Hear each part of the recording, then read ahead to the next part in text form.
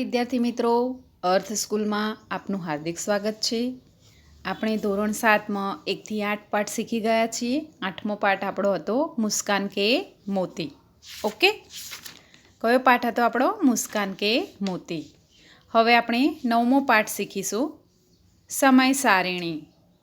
સમય સારિણી. તો સમય સારિણી, જેને આપણે ઇંગ્લિશમાં શું કહીએ છીએ? ટાઈમ ટેબલ, અને ગુજરાતીમાં તેને કહેવાય સમયપત્રક. તો 9મો પાઠ સમય સારિણી, તેનો આપણે અભ્યાસ કરીશું. તો વિદ્યાર્થી મિત્રો, સમય સારિણી તમારા પાઠ્યપુસ્તકમાં આ પ્રમાણે પાઠ આપેલો છે.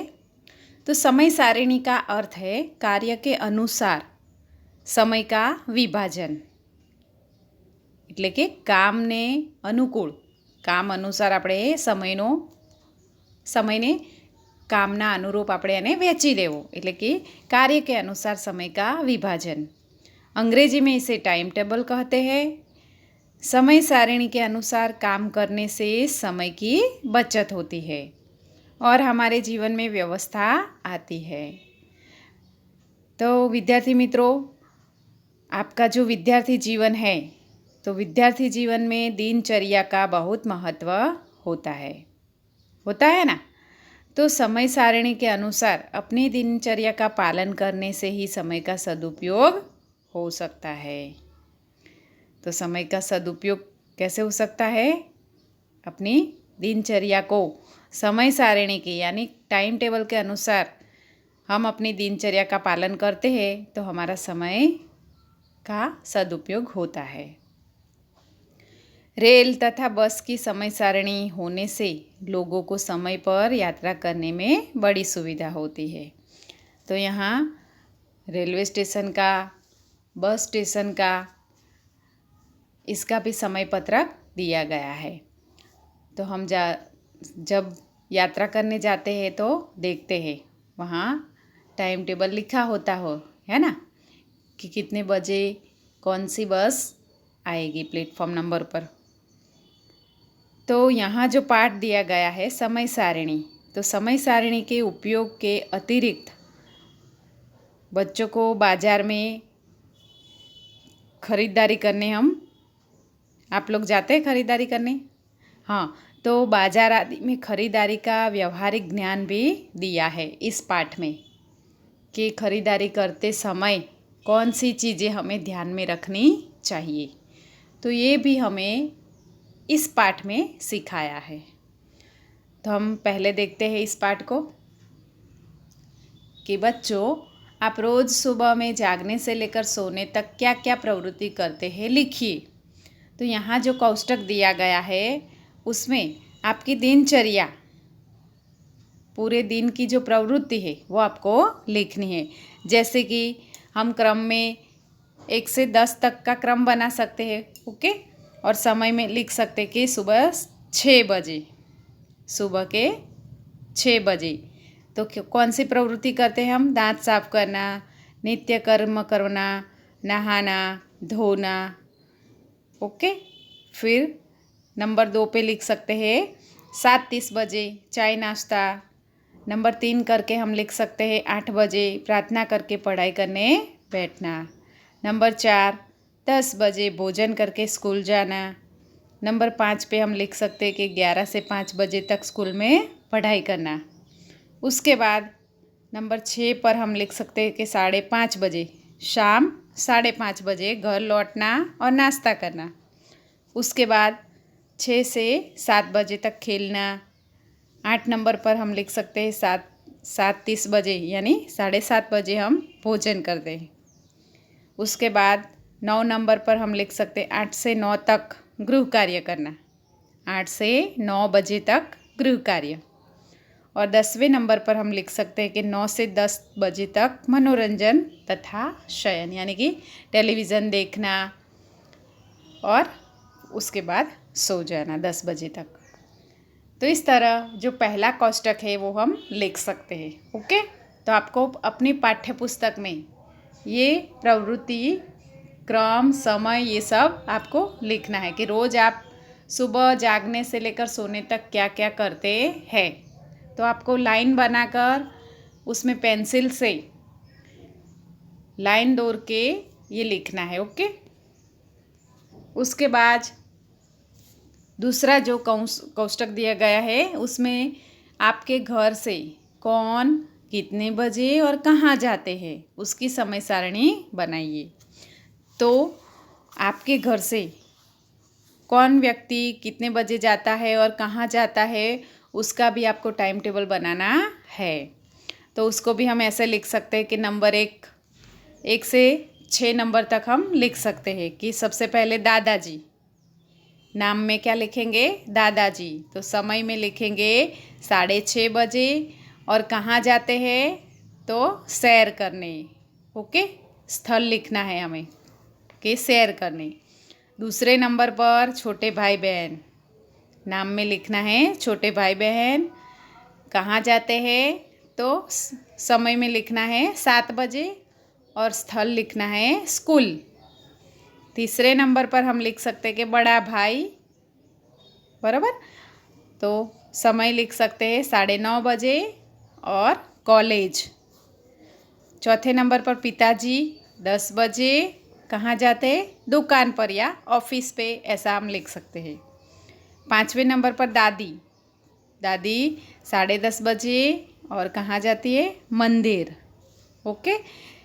और 6 नंबर पर हम लिखते हैं माताजी और शाम को 5 बजे। तो माताजी कहाँ जाती है? शाम को 5 बजे बाजार सब्जी लेने। ओके। तो इस तरह ये भी हम लिख सकते हैं, एकदम आसान है। जो दूसरा पेज है हमें बस डिपो का ये समय सारणी दी गई। राधनपुर बस डिपो, पालनपुर विभाग। तो राधनपुर का जो बस डिपो है उसमें अलग अलग विभाग दिए गए हैं। Platform number 1, platform number 2, platform number 3, platform number 4 और प्लेटफॉर्म नंबर 5। तो पहले प्लेटफॉर्म पर वाराही से रापर की ओर जाने वाली सभी बसें का समय दिया गया है। तो सूरत पहले प्लेटफॉर्म नंबर में जो है सूरत रापर 5:30 बजे, राधनपुर गांधीधाम 8:30 बजे, राधनपुर मुंद्रा 13:30 बजे, राधनपुर रापर 14 बजे। तो 13:30 यानी 1:30 बजे। ओके।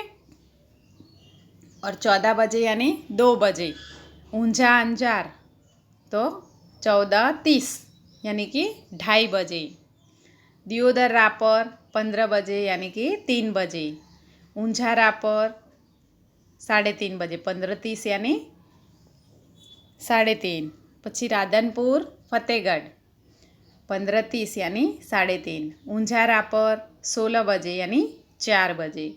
पाटन रापर 16:45 तो यानी 4:45 बजे। झालोद रापर 17:30 बजे तो यानी 5:30 5:30 बजे। वलसाड रापर तो 20:45 यानी 8:45 बजे। 20 यानी 8 बजे। ओके।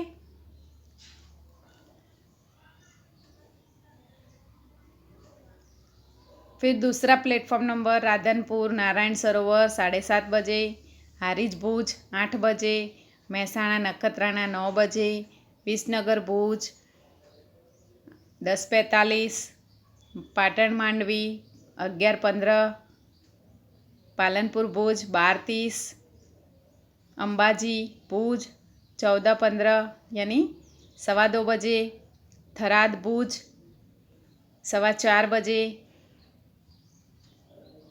અંબાજી માંડવી 6:15 बजे, 6:30 बजे, 18:30 यानी 6:30। बाड़मेर भुज तो 10 बजे। अंबाजी माता का मढ़ 22 बजे यानी 10 बजे। ओके, रात के 10 बजे यानी 22 बजे। उसके बाद अंबाजी माता का मढ़ तो 22:45 यानी 11:15 बजे। वडनगर भुज 23 बजे यानी रात के 11 बजे। राधनपुर डाकोर शाम 6 बजे। राधनपुर सूरत 6:30 बजे। दियोदर आनंद 6:45 यानी 6:45 बजे। दियोदर अहमदाबाद 7:30 बजे। राधनपुर बेचराजी 8:30 बजे। थराद अहमदाबाद 9:15 यानी 9:15 बजे। रापर आनंद 10 बजे। राधनपुर सुरेंद्रनगर 11 बजे। थराद वलसाड़ 13 बजे यानी 1 बजे। मांडवी अहमदाबाद 14:15 यानी 2:15 2:15 बजे। भूज संखेश्वर 17:30 यानी 5:30 बजे। और राधनपुर संखेश्वर 5:45 बजे 17:45। Platform number 4। तो इस तरह प्लेटफॉर्म नंबर 4 और प्लेटफॉर्म नंबर 5 हमने आगे देखे, इस तरह उसका भी टाइम दिया गया है। तो यहाँ हर पूनम के लिए एक्स्ट्रा बस का भी आयोजन होता है कि राधनपुर चोटीला 6 बजे। पूनम जैसी तिथि होती है तो लोग क्या करते हैं, दर्शन करने जाते हैं। तो ये भी अलग से टाइम लिखा हुआ है। तो यहाँ जो काले रंग से लिखे हुए रूट है वो कैसे है, लोकल बस के है कि वो बस लोकल है। और जो लाल रंग से लिखे हुए रूट है वो कैसे है, एक्सप्रेस बस के रूट है। तो एक्सप्रेस बस का थोड़ा ज़्यादा भाड़ा होता है। तो यहाँ जो हमने समय सारिणी देखी, तो निर्देशित समय सारिणी के आधार पर निम्नलिखित प्रश्नों के उत्तर दीजिए। तो આપણે જે સમય સારણી જોઈ, ટાઈમ ટેબલ જોયું બસ ડેપોનું, બરાબર, રાધનપુર બસ ડેપોનું ટાઈમ ટેબલ। તો એ ટાઈમ ટેબલના આધાર ઉપર એટલે કે ટાઈમ ટેબલના આધારે તમારે નીચેના પ્રશ્નોના જવાબ આપવાના છે। तो प्रश्न नंबर 1 છે कि काले रंग से लिखित रूट का क्या मतलब है। काले रंग से लिखित रूट का मतलब है यह रूट लोकल बस सूचित करता है। आंसर में क्या आएगा कि काले रंग से लिखित रूट लोकल बस सूचित करता है। दूसरा प्रश्न है लाल रंग से लिखित रूट का क्या मतलब है। तो लाल रंग से लिखित रूट एक्सप्रेस बस सूचित करता है। तीसरा प्रश्न कि अब बताइए प्लेटफॉर्म नंबर 2 से जाने वाली अंबाजी माता का मठ बस लोकल है या एक्सप्रेस। तो प्लेटफॉर्म नंबर 2 पर हमने देखा कि अंबाजी से माता का मठ, अंबाजी उत्तर गुजरात में आया है, ओके। और माता का पालनपुर से आगे जाते हैं तो वहाँ अंबाजी आता है। आपने देखा ही होगा अंबाजी माता का मंदिर। और वहाँ से माता का मठ यानी कच्छ में जो जाती है बस, वो कौन सी बस है, लोकल है या एक्सप्रेस। तो एक्सप्रेस है, ओके। चौथा प्रश्न है कि प्लेटफॉर्म नंबर 4 से जाने वाली वलसाड़ थराद बस समय सारणी के अनुसार 23 बजे जाएगी, तब आपकी घड़ी के अनुसार क्या समय होगा। तो 23 यानी कितने बजे होंगे, 11, ओके। रात के 11 बजे होंगे, हमारी घड़ी के अनुसार रात के 11 बजे होंगे। 5वां नंबर प्लेटफॉर्म नंबर 5 पर कहाँ कहाँ की बसें लगेगी, तो वो हमें लिखना है कि मोडासा, ईडर, विसनगर, मेहसाणा और अहमदाबाद। प्लेटफॉर्म नंबर 5 पर इतनी बसें जाएगी, मोडासा, ईडर, विसनगर, मेहसाणा और अहमदाबाद। और प्रश्न नंबर 6 में एक्स्ट्रा बसें कहाँ जाएगी। तो एक्स्ट्रा बसें हर पूनम के दिन सुबह 6 से शाम 7 बजे जाएगी, ओके। तो इस तरह ये बसों के जो समय सारणी है उसके आधार पर हम इसके आंसर लिख सकते हैं। तो बसों की समय सारणी, ई बुकिंग यानी रिजर्वेशन, रोड मैप आदि की अधिक जानकारी के लिए गुजरात एसटी की वेबसाइट देखें। तो हमारी पाठ्य पुस्तक में गुजरात एसटी की वेबसाइट दी गई है www.gsrtc.in।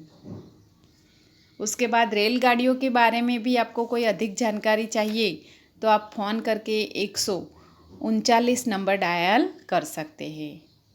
और रेल के बारे में अधिक जानकारी के लिए आप पश्चिम रेलवे की जो वेबसाइट है जिसका नाम है www.indianrailway.gov.in, तो ये वेबसाइट पर आप जानकारी प्राप्त कर सकते हैं।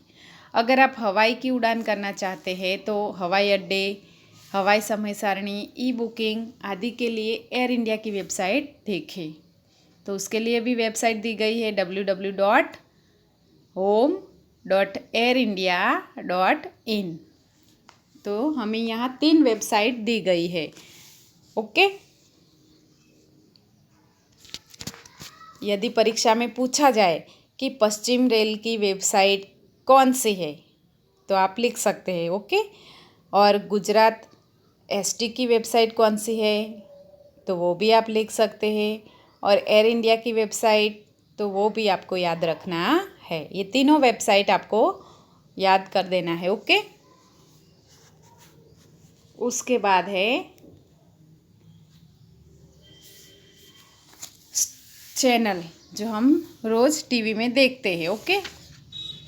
देखते हैं ना आप टीवी चैनल। तो यहाँ चैनल दी गई है कि स्टार प्लस पे कौन से प्रोग्राम कितने बजे आते हैं।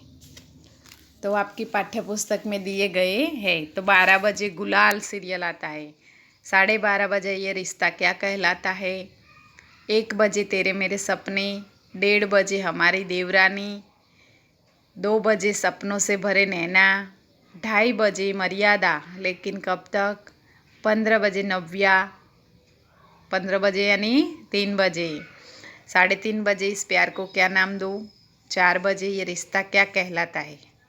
वो रिपीट 12:30 बजे और 4 बजे। ओके। फिर 4:30 बजे ससुराल गेंदा फूल, फिर 5:30 बजे इस प्यार को क्या नाम दूँ।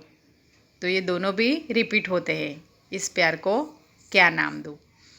एक तो 5:30 बजे और एक 3:30 बजे और एक 5:30 बजे। उसके बाद 6 बजे मन की आवाज़ प्रतिज्ञा, 7 बजे साथ निभाना साथिया, 7:30 बजे ससुराल गेंदा फूल।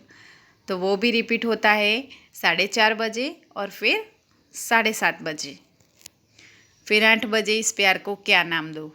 तो फिर से ये भी रिपीट होता है, तीसरी बार वो आता है। फिर 8:30 बजे मायके से बंधी डोर। फिर 9 बजे गुलाल, 9:30 बजे ये रिश्ता क्या कहलाता है, 10 बजे नव्या, 10:30 बजे मन की आवाज़ प्रतिज्ञा, 11 बजे मर्यादा लेकिन कब तक, और 11:30 बजे ससुराल गेंदा फूल। तो ये सब रिपीट टेलीकास्ट होते हैं सीरियल। ओके। उसके बाद टेलीविज़न प्रसारण की समय सारणी। तो अलग अलग चैनल दिए गए हैं और अलग अलग प्रोग्राम, कितने बजे कौन सा प्रोग्राम आता है। तो सेट मैक्स यानी सोनी मैक्स 8:30 बजे कसम पैदा करने वाले की, तो ये जो है फिल्मों की चैनल है। 12 बजे हम है राही प्यार के, 4 बजे खाकी और 8 बजे मेरी जंग, 1 मैन आर्मी। इसके बाद डिस्कवरी चैनल है। तो 10 बजे फैक्ट्री मेड, 10:30 बजे टाइम वर्स, 11 बजे वाइल्ड एनकाउंटर्स, 12 बजे क्यूलिनरी एशिया, 13 बजे वाइल्ड डिस्कवरी, 14 बजे हाउ द यूनिवर्स वर्कर्स, 16 बजे स्पीड ऑफ लाइट, 17 बजे डिस्कवरी शोकेस, 18 बजे वाइल्ड डिस्कवरी, 19 बजे जॉय ऑफ डिस्कवरी, 21 बजे फैक्ट्री मेड, 21:30 टाइम वर्स, 22 बजे how do they do it, और 23:30 डेस्ट्रॉयड इन सेकंड्स। उसके बाद बिफोर यू म्यूज़िक, तो उसमें है 7:04 आवाज़ दे कहाँ है, 8:30 लाई इट आउट, 9 बजे मॉर्निंग मसाला, 10:15 बजे लाफ इट आउट, 11 बजे सॉलिड हिट्स, 12:30 बजे आवाज़ दे कहाँ है, 13:35 बॉलीवुड बंग बंग, 15 बजे बजाओ, 16 बजे सॉलिड हिट्स, 17 बजे सुपर हिट्स, 18 बजे सॉलिड हिट्स, 19 बजे बॉम्ब बॉक्स, 20 बजे बॉलीवुड बंग बंग, 21 बजे आवाज़ दे कहाँ है। उसके बाद है टाइम्स नाउ न्यूज़ चैनल, तो 9 बजे न्यूज़ नाउ, 12 बजे लाइव रिपोर्ट, 12:30 बजे न्यूज़ नाउ एट 1, 13:30 बजे न्यूज़ नाउ, 18 बजे 6 PM, 18:30 बजे लाइव रिपोर्ट, 21 बजे द न्यूज़ आवर, 22 बजे द न्यूज़ आवर प्लस, 22:30 एनोवा, 23 बजे न्यूज़ नाउ एट द 2, 23:30 बजे न्यूज़ नाउ ओवर नाइट। तो इस तरह ये न्यूज़ चैनल है। तो सभी चैनल हमने देखी कि सभी चैनल पर कौन सा प्रोग्राम कितने बजे आता है। ओके, तो अब आप टेलीविज़न पर कौन कौन से कार्यक्रम देखते हैं उसकी समय सारिणी बनाइए। तो यहाँ जो कोष्टक दिया गया है उसमें आप कौन से चैनल कितने बजे देखते हैं वो आपको लिखना है। तो सबसे पहले क्रम है, उसके बाद कार्यक्रम का नाम, कार्यक्रम का समय और चैनल का नाम, कि कौन सा कार्यक्रम देखते हैं उसका नाम लिखना है। वो कार्यक्रम कितने बजे आता है तो उसका समय लिखना है, और वो कौन सी चैनल पर आता है वो भी आपको लिखना है। ओके, तो इस कोष्टक में आप लाइन दौड़ के क्रम अनुसार लिख सकते हैं। उसके बाद निम्नलिखित प्रश्नों के मौखिक उत्तर दीजिए। तो इसमें आपके टीवी का कौन सा कार्यक्रम सबसे ज़्यादा पसंद है, क्यों? आपको टीवी का कौन सा कार्यक्रम सबसे ज़्यादा पसंद है, तो वो अपने अनुसार आप लिख सकते हैं। ओके, कि आपको सबसे ज़्यादा पसंद क्यों है। ओके, दूसरा, आप टीवी पर शिक्षा संबंधी कौन कौन से कार्यक्रम देखते हैं। तो टीवी पर कौन सा शिक्षा संबंधी कार्यक्रम, तो हम डीडी गिरनार देख सकते हैं। ओके, गुजराती डीडी गिरनार, जिसमें हम शिक्षा के संबंधी कार्यक्रम देख सकते हैं। उसके अलावा हम बाइसेक चैनल पर गणित, अंग्रेजी और विज्ञान के पाठ देखते हैं, ऐसा भी आप लिख सकते हैं। उसके बाद प्रश्न नंबर 3, आप अपने टीवी पर प्रसारित होने वाले कार्यक्रमों का मेनू कैसे देखते हैं। तो आप कैसे उसका मेनू देखते हैं, तो टीवी चैनल, तो सबसे पहले मैं टीवी प्रसारित होने वाले कार्यक्रमों का मेनू देखने के लिए पहले मैं टीवी चैनल देखूंगा, उसके समय अनुसार उसका कार्यक्रम का नाम देखूंगा। उसके बाद हम कोई भी वस्तु या सेवा पैसे देकर खरीदते हैं। ओके, तो हमारा यह भी अधिकार बनता है कि हमने जो वस्तु या सेवा खरीदी है वो अच्छी हो। उपभोक्ता के हितों की रक्षा के लिए हमारे देश में उपभोक्ता अधिनियम भी बनाया गया है। उपभोक्ता यानी ग्राहक। एक आदर्श उपभोक्ता के रूप में हमारा हक एवं फर्ज बनता है कि हम जो सेवा या वस्तु खरीदते हैं उसके नापतोल, भावताल आदि के बारे में पूरी जानकारी प्राप्त करें। आओ यहाँ हम एक होटल का मेनू का अभ्यास करें। तो हम कोई भी वस्तु या सेवा खरीदते हैं तो हमको उस वस्तु या सेवा के जो खरीदी करते वो वस्तु अच्छी हो, वो भी हमें ध्यान रखना चाहिए। ओके, और वो वस्तु का नाप तोल यानी उसका माप, उसका भाव, उसकी भी हमें पूरी जानकारी होनी चाहिए। तो इसके लिए हमारे पाठ्य पुस्तक में एक होटल का मेनू दिया गया है। तो होटल का नाम है बच्चा पार्टी। ओके, तो आपको ये सब खाना है। हाँ, कौन सी चीज़ आपको पसंद है इसमें से फटाफट खा लो, मंगा के ऑर्डर कर दो, चलो। तो होटल बच्चा पार्टी मेनू, गुजराती थाली 65, गुजराती थाली फिक्स 45, पूरी साग 35, श्रीखंड पूरी 40 रुपये। उसके बाद सब्जी में है दाल फ्राई 20, चना मसाला 25, सेव टमाटर 20, सेव मसाला 30, आलू पालक 25, मिक्स भाजी 22, आलू मसाला 25, आलू मटर 30। सबके मुंह में पानी आ रहा है ना। उसके बाद है पनीर की सब्जी, तो पालक पनीर 35, काजू करी 50, पनीर भुर्जी 40, मलाई कोफ्ता 35, पनीर टिक्का 40, मटर पनीर 35। उसके बाद है सलाद, सेहत के रखवाले सॉरी। तो टमाटर 10, ककड़ी टमाटर 10 और ग्रीन सलाद 15। फिर सब्जी के संग संग, तो सब्जी तो हम अकेले खा ही नहीं सकते, है ना, तो उसके लिए रोटी चाहिए ना। तो रोटी है 5 रुपये, चपाती 4, नान 8 रुपये और परोठा 7 रुपये। फिर है राइस यानी चावल, तो जीरा राइस 35, पुलाव 40, वेज बिरयानी 45 और सादा राइस 20 रुपये। फिर कुछ चटपटा हो जाए, तो किसी को यदि सब्जी रोटी नहीं खानी है तो वो क्या करेगा, ये चटपटा यानी नाश्ता कर लेगा, जैसे कि पाव भाजी 25, पिज़्ज़ा 35, मसाला डोसा 25, वड़ा पाव 8, सैंडविच 7, भेल 15 रुपये और दाबेली 5 रुपये।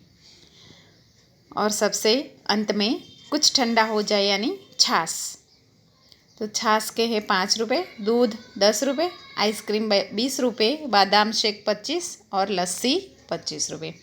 तो इस तरह बच्चा पार्टी होटल का ये मेनू है। तो इस मेनू के आधार पर हमें ये कोष्टक पूर्ण करना है कि उपयुक्त मेनू से आपको खाने में क्या क्या पसंद है, उसकी सूची बनाएं एवं भाव लगाकर बिल बनाएं। तो यहाँ जो कोष्टक दिए गए हैं उसमें आपको 10 वस्तु के नाम लिखने हैं। 10 क्रम दिए गए हैं, तो आपको 10 वस्तु लिखनी है कि ऊपर के मेनू में से आपको कौन सी वस्तु पसंद है और उसका मूल्य क्या है, यानी उसका भाव क्या है। तो वो लिखकर आपको कुल यानी उसका टोटल करना है। ओके, तो आपकी मनपसंद चीज़ें आप यहाँ लिख सकते हैं और उस चीज़ का कितना कीमत है, कितनी मूल्य है, वो आपको लिख के उसका कुल टोटल लिखना है आपकी पाठ्य पुस्तक में। प्रश्न नंबर 2 है, निम्नलिखित प्रश्नों के उत्तर दीजिए। तो अब प्रश्न नंबर 2,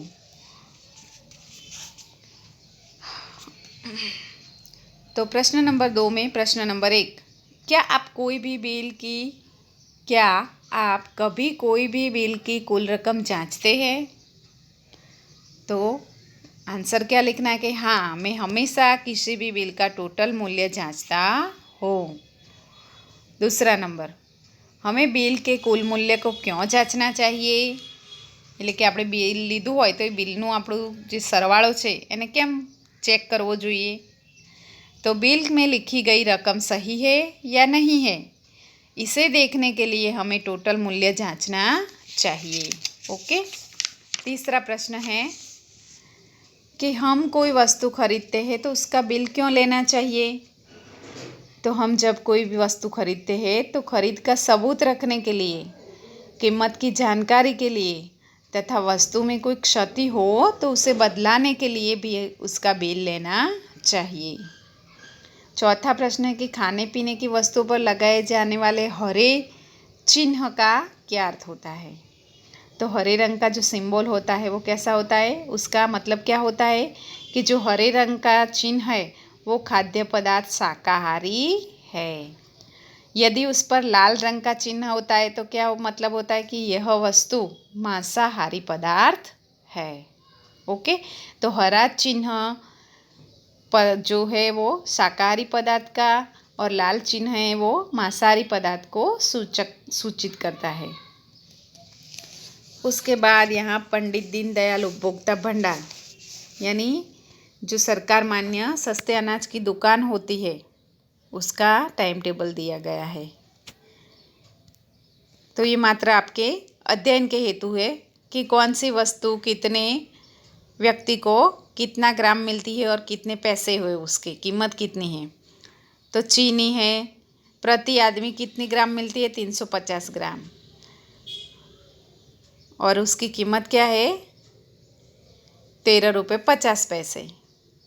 नमक आयोडीन युक्त 1 किग्रा मिलता है, वो उसकी कीमत है 1 रुपये। गेहूँ 15 किग्रा मिलता है, किग्रा यानी किलोग्राम। गेहूँ 15 किलो मिलता है एक व्यक्ति दीठ और उसकी कीमत है 5 रुपये 40 पैसे। चावल मिलते हैं 6.5 किग्रा यानी 6.5 किलोग्राम और उसकी कीमत है 7 रुपये। और मिट्टी का तेल यानी केरोसिन तो 1.5 लीटर मिलता है और वो उसकी कीमत है 14 रुपये 35 पैसे।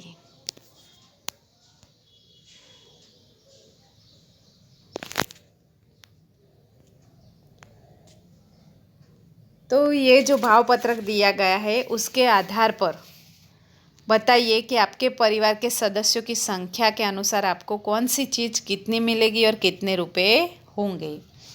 तो भाव पत्रक के अनुसार आपके परिवार में कितने सभ्य हैं, ओके।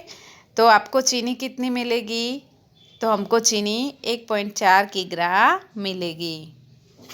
उसके बाद आपको चावल कितना मिलेगा और कितने रुपए होंगे, तो हमको चावल 6.5 किग्रा मिलेगा और उसकी कीमत कितनी होगी, 45.50 रुपये होंगे। तीसरा प्रश्न है, हमें क्यों आयोडीन युक्त नमक खाना चाहिए। हमें आयोडीन युक्त नमक किस लिए खाना चाहिए, तो हमारे शरीर के समुचित विकास के लिए आयोडीन बहुत ज़रूरी है। शरीर को आयोडीन न मिलने पर गोइटर, जिसे हम हिंदी में गंडमाल कहते हैं, गंडमाला, तो जो एक गले का रोग होता है, ओके, जिसे गुजराती में આપણે શું કહીશું, કંઠમાળ, હિન્દીમાં ગંડમાલા કહેવાય, ઇંગ્લિશમાં કહેવાય ગોઈટર। તો એ ગોઈટર નામનો રોગ થાય છે જો આયોડીનયુક્ત નમક ના ખાઈએ તો। આયોડીનયુક્ત મીઠું ખાવું જોઈએ। फिर कौन सा रोग होता है, बोनापन। बोनापन यानी ठींगणा, આપણી હાઇટ વધે નહીં। જો આયોડીનયુક્ત નમક ના ખાઈએ તો આપણો વિકાસ થાય નહીં, હાઇટ ના વધે। उसके बाद आयोडीन युक्त नमक से हमारे शरीर का समुचित विकास होता है, ओके। चौथा प्रश्न, मिट्टी के तेल का हम क्या उपयोग करते हैं, तो हम मिट्टी के तेल से लालटेन जलाते हैं, स्टोव जलाने के लिए भी इसका उपयोग होता है। फिर कहीं कहीं ऑटो रिक्शा चलाने के लिए भी मिट्टी के तेल का उपयोग होता है, मगर वो क्या होता है, गैरकानूनी होता है। ऑटो रिक्शा में केरोसिन डालना चाहिए नहीं, ओके, वो गैर कानूनी है। तो इस तरह हमारा ये पाठ हमें बहुत सारी जानकारी देता है। तो यहाँ योग्यता विस्तार भी दिया गया है कि उपभोक्ता अधिकार की अधिक जानकारी के लिए हमें वेबसाइट दी गई है कि ग्राहक सुरक्षा अधिकारनी जो આપણે માહિતી મેળવવી હોય તો આ વેબસાઇટ જોવાની www.ncdrc.nic.in। दूसरा है, आपकी पाठशाला की हस्तलिखित समय सारणी आपके गांव या शहर के बस, रेल आदि की समय सारणी का अध्ययन करें। तो पाठशाला એટલે કે સ્કૂલનું જે ટાઈમ ટેબલ છે તે પોતાના ગામ કે શહેરનું બસ સ્ટેશન, રેલવે સ્ટેશનનું જે ટાઈમ ટેબલ છે તેનો પણ તમારે અભ્યાસ કરવો। હવે છે વાણિજ્યોપયોગી શબ્દ। તો અંશ એટલે કે અર્થશાસ્ત્રમાં વપરાતા શબ્દો, ઓકે, કોમર્સમાં આવતા શબ્દો તો કયા કયા છે, અંશ એટલે શેર, ઉઠાવ એટલે ઉપાડ, ઉધાર તો ઉધાર, ઔસત એટલે સરાસરી, કમી બેશી એટલે વધઘટ, પેઢી એટલે પેઢી, ખરીદદાર એટલે ગ્રાહક, ખાતા એટલે ખાતું, ગિરાવટ એટલે ઘટાડો, બખાર એટલે વખાર, ઘટબડ એટલે વધઘટ, ચુંગી એટલે જકાત, જમા એટલે જમા, જોખીમ એટલે જોખમ, થોક તો જથ્થાબંધ, દસ્તખત એટલે સહી, નગદ એટલે રોકડા। બીજી બાજુ જોઈએ, નીખ એટલે નેટ, नीलाम એટલે લીલામ હરાજી, पेशगी।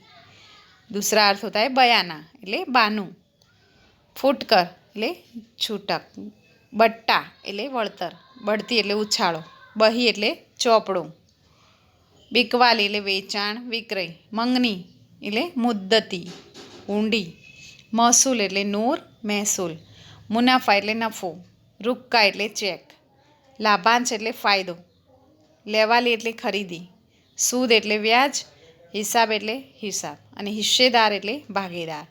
તો આ બધા જે વાણિજ્ય ઉપયોગી શબ્દો છે તમારે કડકડાટ મોઢે કરવાના છે। પરીક્ષામાં આવા શબ્દો પૂછાઈ શકે છે, ઓકે। તો તમે આ શબ્દોને આધારે એનો અર્થ લખી શકો, ઓકે। તો આ રીતે આપણો 9મો પાઠ અહીં પૂર્ણ થાય છે. તો તમારે આ પાઠ તમારા પાઠ્યપુસ્તકમાંથી વાંચવાનું છે અને તેમાં જે કોષ્ટક આપેલા છે એ કોષ્ટકો તમે પૂરા કરવાના છે.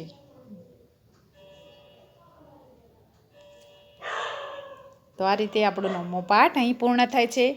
તો આ 9મા પાઠના લેખન કાર્ય માટે PDF મોકલવામાં આવશે. તો તમારે CWમાં લખવાની રહેશે. ઓકે, આવજો.